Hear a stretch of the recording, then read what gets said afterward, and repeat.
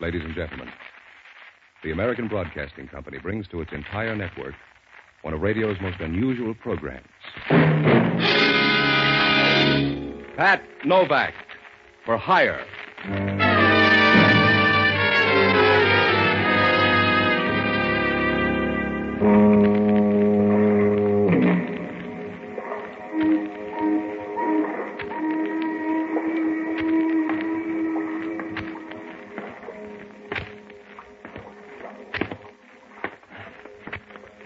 Sure. I'm Pat Novak. For hire.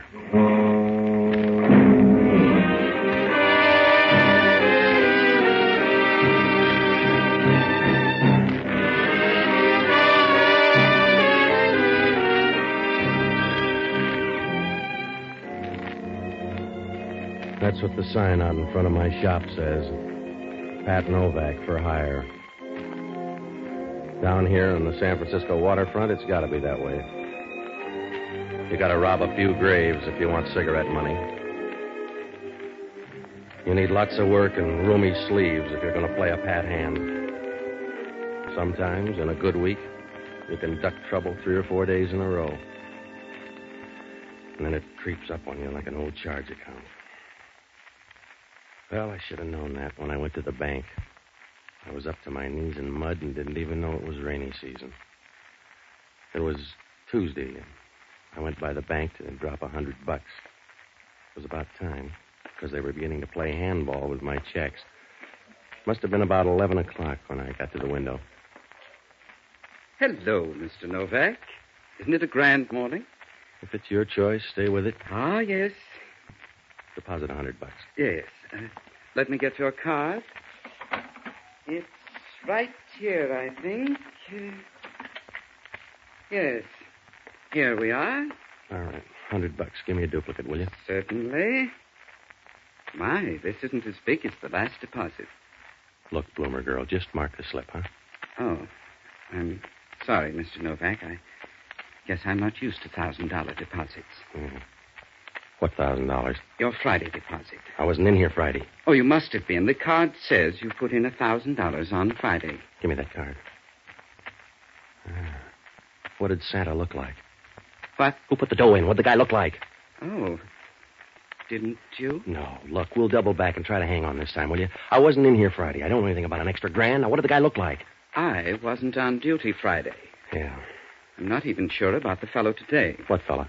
There was a man in here to ask about the account. Did this good fairy have a name? No, just credentials. He was from the FBI. I see. Is there anything wrong, Mr. Novak? No, don't mind that complexion. I forgot my foundation cream.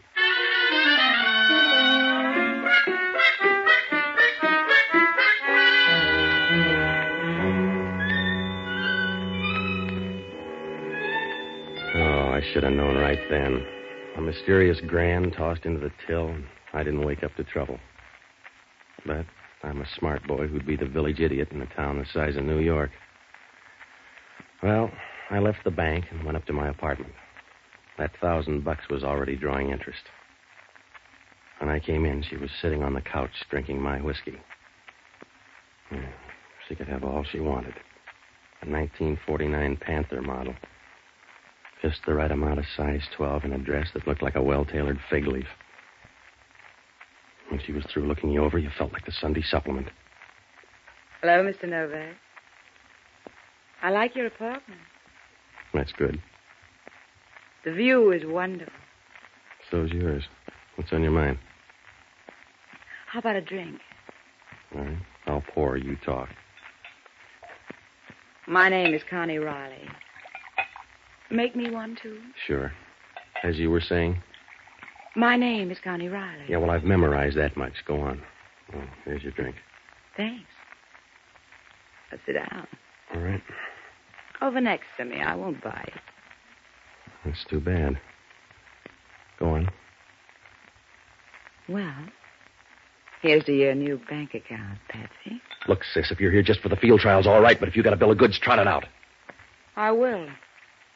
I want that card, too, Patsy. I want it ahead of Chris.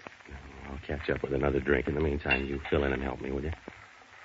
Stop sitting on your hands, Angel. You didn't get that $1,000 for the sweat of your brow. No, not yet. Somebody padded your account so you'd be a nice boy. I want you to be a nice boy for me. At the same rates? The Monterey Rose docks today. A passenger named Kirk Toomey is carrying a jack of clubs, and it means a lot to me. Well, it doesn't mean a thing to me, except the FBI is on my tail. Mr. Novak, you're turning a momentary advantage into a crowbar. You take your deal to some other broker. You're in business whether you like it or not, Patsy. You're going to stub your toe either way, only... For me, it'll be more fun. How about the FBI?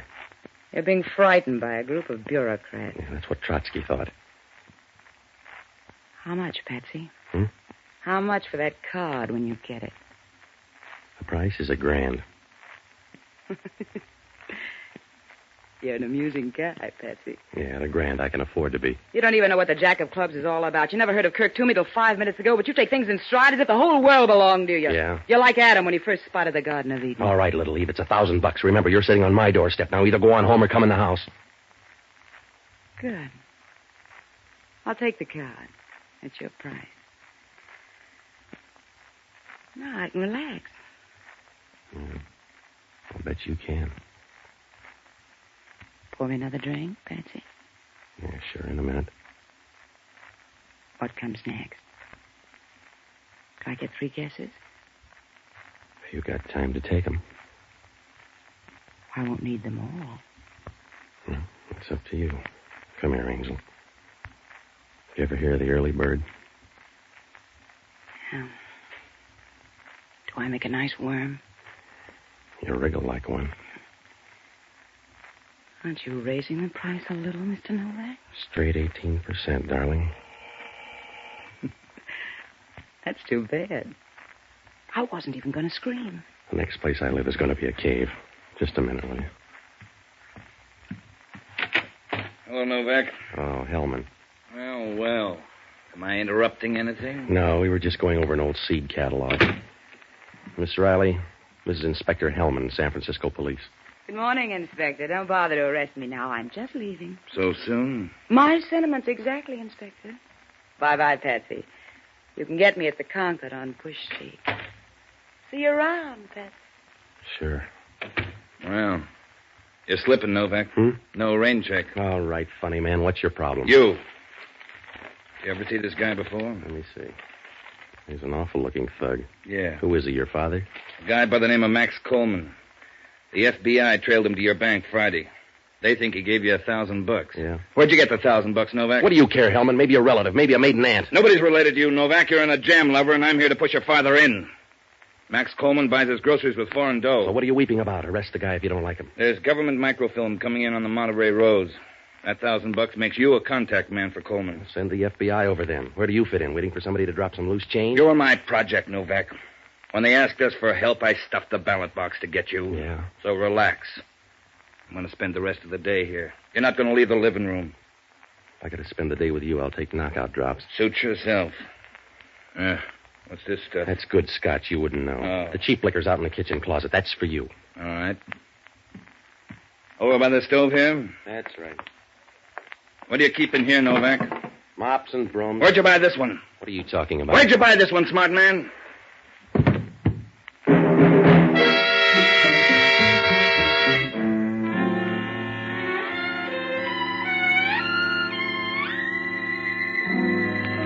Hellman was right. I could tell right away it wasn't a mop.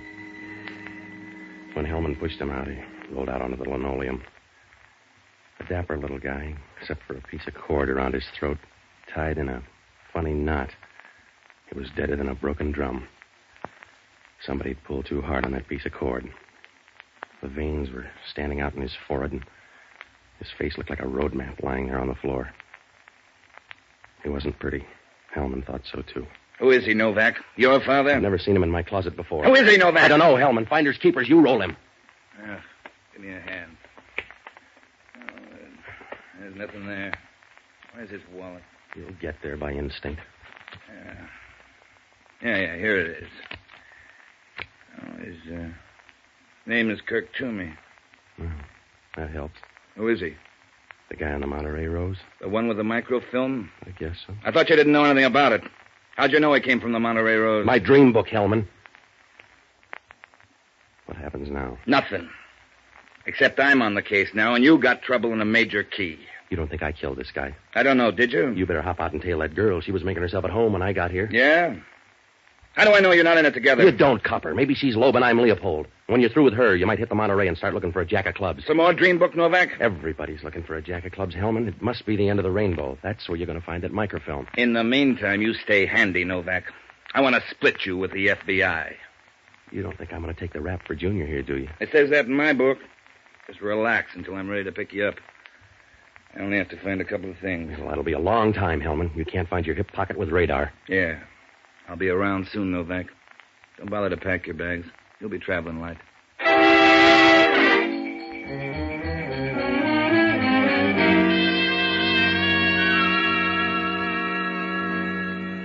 Well, when Hellman left, I knew I was a second division club.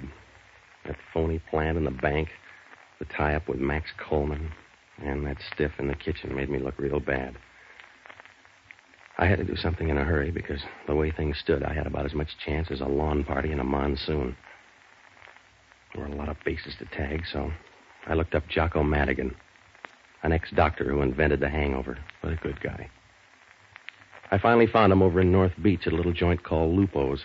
He was eating pizza with one hand and strangling a bottle of wine with the other. Hello, Patsy. Oh, Frank.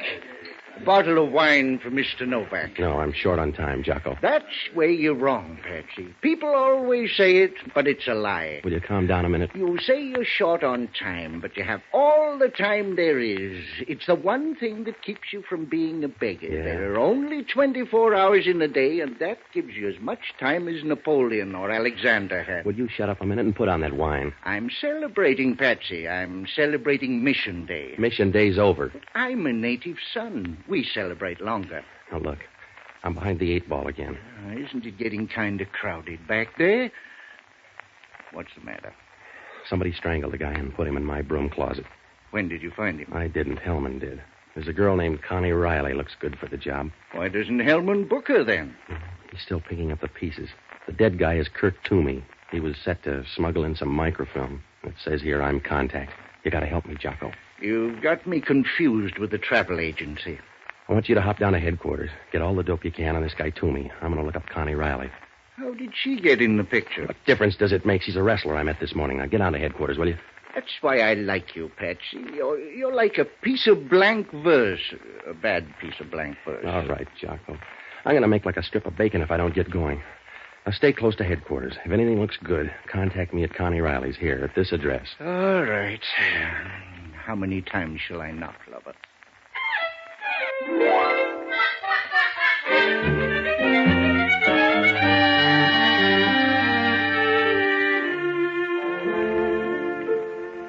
I left Jocko and dropped by the apartment. I was smart and full of courage, like a field mouse at bay. The police had already been there. There was fingerprint powder all over, and the 2 bottles of whiskey were gone. They'd moved Laughing Boy out of the kitchen, and so I sat down trying to add things up. I had a short list of friends to see. Connie, Max Coleman, and whoever this guy Chris was. I had to show up with one of them or prove that Kirk Toomey hung himself in my closet. I was getting ready to borrow a piece of cord myself when the phone rang. Yeah. Hello, Novak. This is Hellman. I'm thrilled. What's on your mind? I just called on your girlfriend. What'd she say? Nothing. She wasn't there. Hasn't been there since 10 o'clock this morning. That's funny. Yeah? You know where she is? How would I know? I just thought she might be in your closet.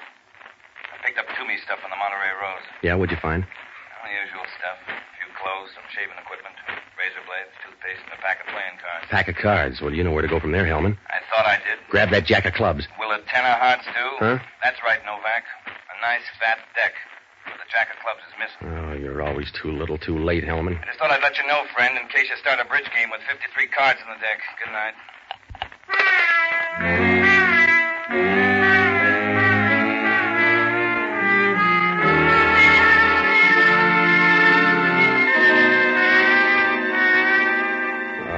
Losing money fast, like a street carnival in Death Valley. Well, one of 2 things happened. Somebody got on that boat and took the jack of clubs while Toomey was at my apartment. Or maybe he brought it with him. If he brought it with him, Connie was a possibility. Or somebody that got there ahead of Connie. Well, anyway, I had to work fast now because whoever had that card wasn't going to put it on a Market Street float. About 10 minutes later, I cut across Union Square and up Bush Street. When I got to Connie's apartment, it was about 10 o'clock. I got in the back door and started through. She wasn't there, so I went to work looking for that jack of clubs. It was real easy. I tried the desk and then her bureau drawer. You know, that black chiffon's coming back in style because that's where I found the card. It looked nice nestling there. I put it in my pocket, and that's as far as I got. You run the lingerie counter here, Novak? You sound like a guy named Chris. If it makes you feel better. Should we put on the light? No. Let's don't put on the light. This gun might upset you. The police are looking for you, Chris. You need more than the dark. I understand they're looking for you, Novak. That Riley girl kind of put you on a spot. Tell you what I'll do, though. Yeah, you'll give me $1,000 for the jack of clubs. I started to say 500. Around here, that's a whisper. And even grand, mister. You're trying to collect too many places. Want the 500? No, I don't. All right. But I think you're a bum businessman.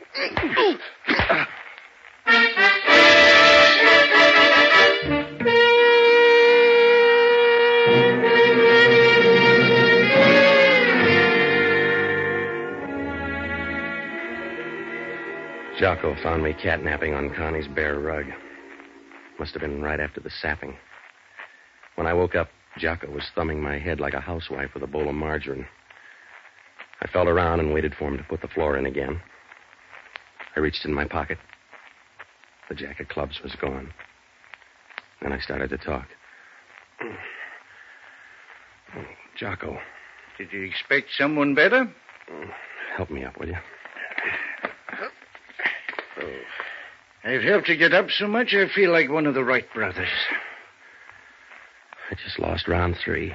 Yeah, I saw him getting into the car. Did you get a number? Like Hellman has got yours. Here it is. Let me see.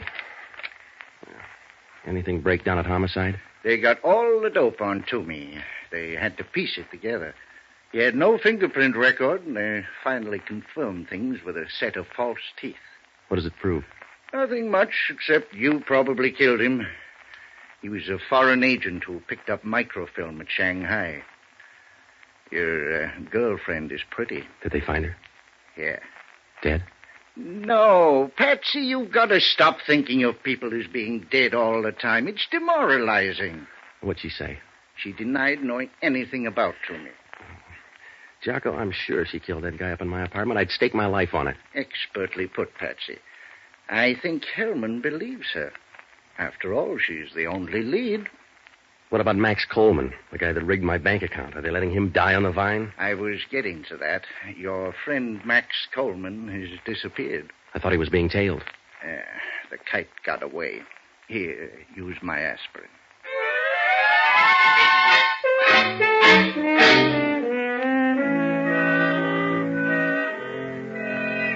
Well, I took a boat out to the Monterey Rose, but that was a waste of time.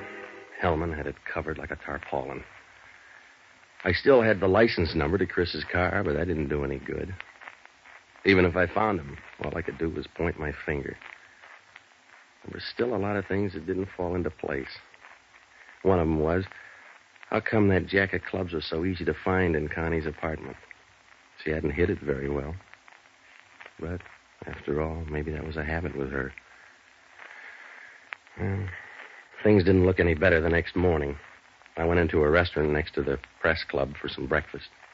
The Chronicle was lying on the counter. We were in second place because there was a torso murder all over page 1. That second cup of coffee saved me because right after that, I spotted it on one of the back pages, a picture and a small story about some unidentified guy who'd been killed over in Oakland. I couldn't match the picture too well with Hellman's snapshot of Max Coleman, but it looked like my best break so far. I got over to Oakland, and I went straight to the morgue. The guy in the morgue was chatty.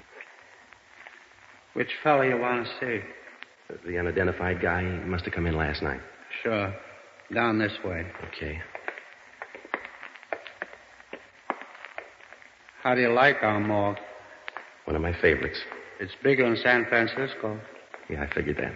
Sure. Most people don't know that, but it's true. Bigger in San Francisco. Here we are, right here. Help me slide it out. Sure. Roller bearings makes it a lot easier. Yeah. Here, let me get that sheet. All right. Well. Recognize him? Yeah. What time did he die? Coroner's report here on the toe tag. About 11 o'clock last night. 2 gunshots. 38 caliber pistol. That's good. Don't look good to me. Was he a friend of yours? Relative or something? Yeah, a relative. He's my maiden aunt.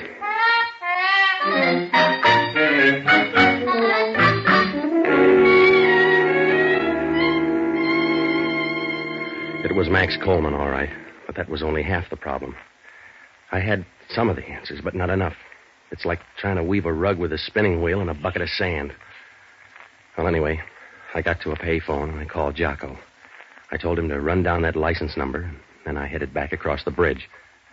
When I found Jocko, he said the car was registered in the name of Christopher Downs, who lived up on Taylor Street. Well, that was enough of a lead, so I telephoned Hellman. Took about a half a minute to draw a map. Hello? Hellman talking. This is Novak. You still got Connie Riley down there? No. I saved matchboxes. Why? When did she leave? Last night about 9:30. Oh, that was smart, Hellman. Why? You better put a guard on her front door and get up to 720 Taylor Street, the apartment of Christopher Downs. Who's he? A late entry. Now climb out of that coma and get going. I'll meet you up there in 10 minutes. 720 Taylor Street? Yeah, it's up on the hill. That's good, Novak. I can roll you all the way down.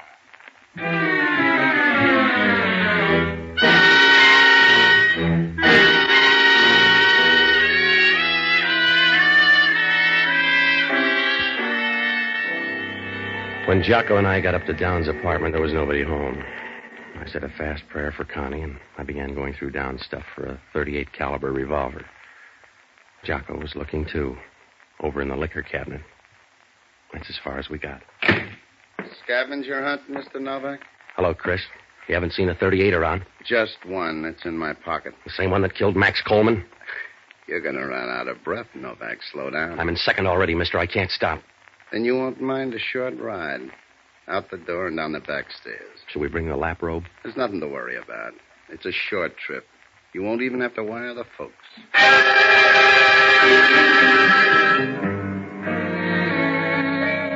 We went down the back way and into the garage next door. We started for a big car in the corner. All right. Get in. Out the airport road, Joe. Sure. Now relax, Novak.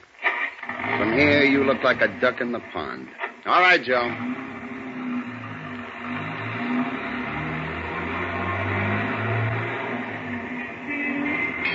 Watch out, Joe. Joe! Watch out, there's another car coming in.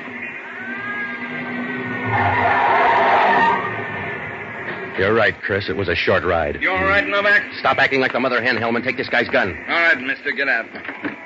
Who is he? Christopher Downs. He killed Max Coleman last night. Does he convince you, mister? Not entirely. Well, that .38 will. The Oakland police have 2 slugs that fit that gun. You need more?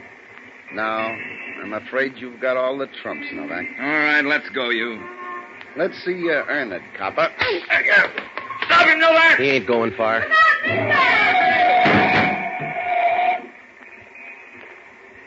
Well, Hellman, now you can arrest him for jaywalking. Yeah.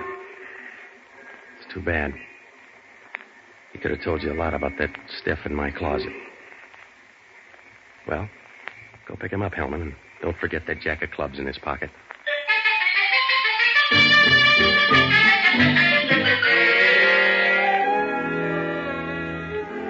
Well, it worked out all right.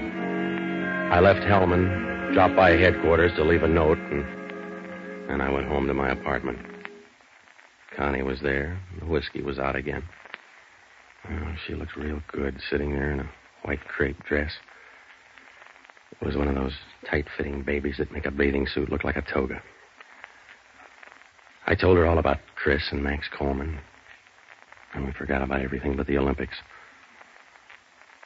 When she put her arms around you, it was a real squeeze. It felt like an old tube of shaving cream.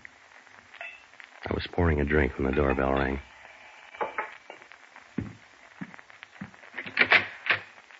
Hello, Hellman. You ready, Novak? Sure. Well, don't stand there gaping. Arrest her for murder. Wait a minute. Slow down, Patsy. Sorry, chum. It's you or me. Now, be a nice boy. I am. That's why you go to Hellman. Come on, lady. You dig up an answer for that guy that you left in my closet? I didn't leave any guy in your closet. You'll have to say it louder, baby. They found the store. You bought the cord. That cord came out of your kitchen. You're a big mouth, Connie. Yeah. You can put that in boldface. How did you know? You're the only one that could have taken that jack of clubs here in the apartment.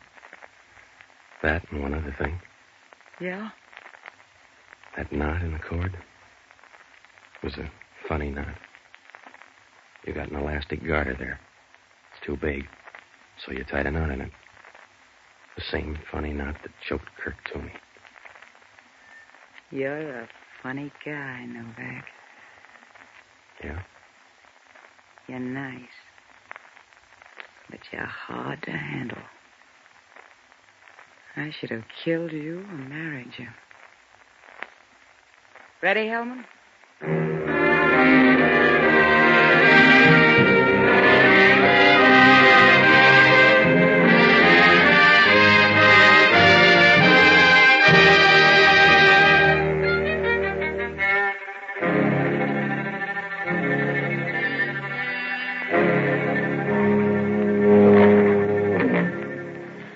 Well, that jack of clubs was a phony right from the start. Somebody told Kirk Toomey to deal with me. When he came to my apartment, Connie was waiting. She got jumpy and killed him. I got there too soon, so she had to stall me off. When she got home, she found out that the jack of clubs was a phony. She left it in plain sight, and Chris gobbled up the bait. When he discovered there was no microfilm, he went gunning for Max Coleman. Max was an innocent thief lying low, waiting to buy it from me. So, all three of them were after a phony card. I began to suspect it was phony because everybody hung around. If it was the McCoy, Connie would have cleared out. Same for Chris. The microfilm? Well, it was in Hellman's desk, but he didn't know it. Jocko finally tumbled. The report said that Kirk Toomey had false teeth. And when Hellman picked up his stuff on the ship, it was a tube of toothpaste. You don't clean false teeth with toothpaste.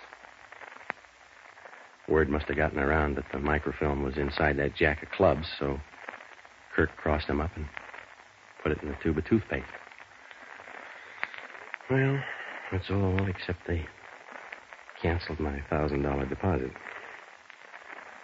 Hellman said it was lucky I noticed her garter. Lucky? Well, she had to straighten her seams, didn't she?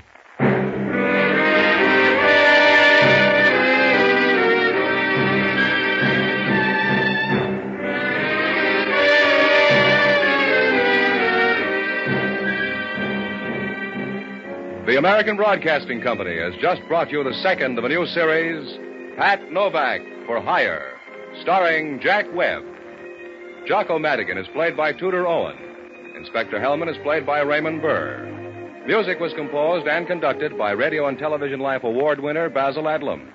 In our cast were Betty Lou Gerson, Victor Perrin, Ted DeCorsia, and Herb Butterfield. Today we're happy to welcome a new member of the ABC family, as station KARM in Fresno, California, joins our network. And now this is George Fenneman reminding you to be with us again next week, when over most of these same ABC stations we'll bring you Pat Novak For Hire. This program came to you from Hollywood.